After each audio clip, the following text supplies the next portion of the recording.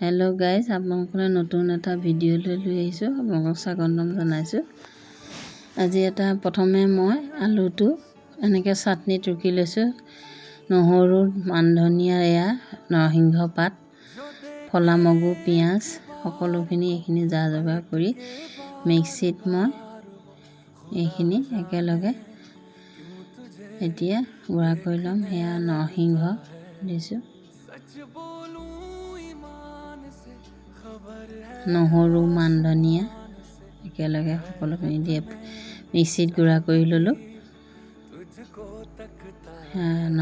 মানধনিয়া দি দিছোঁ, আলু ৰুকাখিনি দি দিছোঁ।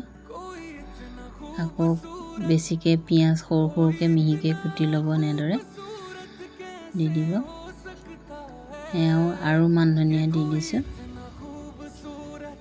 ইয়াতে আপুনি নিমখ, হালধি সকলোখিনি মিহলাই চামুচে এনেদৰে অকণমান ময়দাও দি দিছোঁ, তেতিয়া বৰটো ৰখিব। এনেও ৰখে, তথাপি ময়দা অকণ মিহলাই দিছোঁ। আপুনি বেচনো দিব পাৰে। এয়া চাওক, তেলত এনেদৰে দি বৰকেইটা আপুনি ইলুটি শিলুটি কৰি দিব। মচমচীয়াকৈ এনেদৰে ভাজিব। খাবলৈ বহুত সোৱাদ লগা হয়। এনেদৰে আপুনি বনাই খাই চাবচোন। এয়া চাওক কেনেকুৱা সুন্দৰ হৈছে। এনেদৰে গৰমে গৰমে পৰিৱেশন কৰিব আপোনালোকে। চাহৰ লগতো খাবলৈ ভাল, ভাতৰ লগতো ভাল।